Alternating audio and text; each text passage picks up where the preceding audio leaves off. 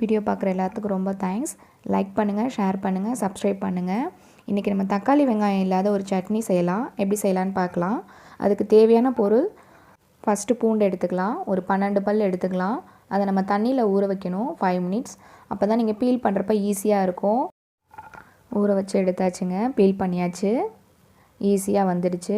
நம்மளுக்கு நெயில்ஸும் வலிக்காது, நீங்கள் கட் பண்ண கூட தேவையில்லை, ஈஸியாக வந்துடும்.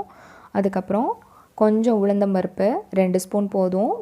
4 வரமிளகாய், கொஞ்சம் கருவேப்பிலை, ஸ்க்ரீனில் தெரிகிற அளவுக்கு புளி கொஞ்சம், நெல்லிக்காய் சைஸ் போதும். இந்த 4 பொருள் இருந்தால் போதும், நம்ம சட்னி செய்யலாம்.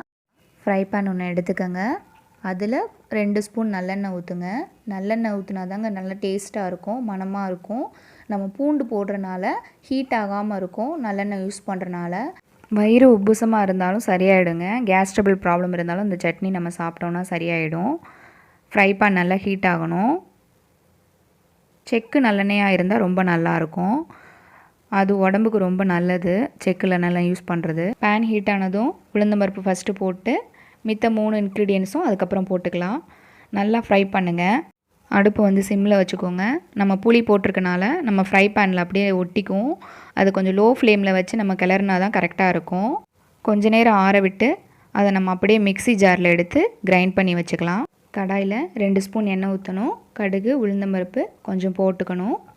அது நல்லா பொரிஞ்ச உடனே நம்ம கிரைண்ட் பண்ணி வச்சுருக்க அந்த சட்னியை அப்படியே அதில் ஆட் பண்ணணும். பூண்டே பிடிக்காதவங்க கூட இந்த சட்னி விரும்பி சாப்பிடுவாங்க.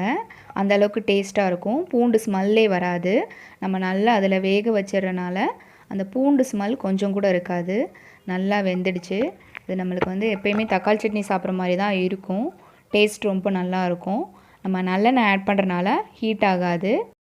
தக்காளி வெங்காயமே இல்லையே, நம்ம இப்போ சட்னி என்ன செய்கிறது அப்படின்னு யோசிக்கிற டயத்தில் டக்குன்னு இந்த சட்னி செஞ்சிடலாம். 10 நிமிஷம் போதும். உங்களுக்கு தெரிஞ்ச இந்த டிப்ஸை உங்கள் ஃப்ரெண்ட்ஸுக்கும் ஷேர் பண்ணுங்கள், லைக் பண்ணுங்கள், சேனல் சப்போர்ட் பண்ணுங்கள், சப்ஸ்கிரைப் பண்ணுங்கள். தேங்க்யூ.